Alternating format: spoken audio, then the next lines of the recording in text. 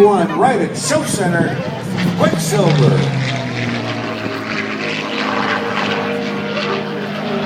Scooter Yoke, Scott Scooter Yoke. Now we're going to hear a little bit of World War II marches, because this airplane came out of World War II and the post-World War II era. This particular airplane flew in Honduras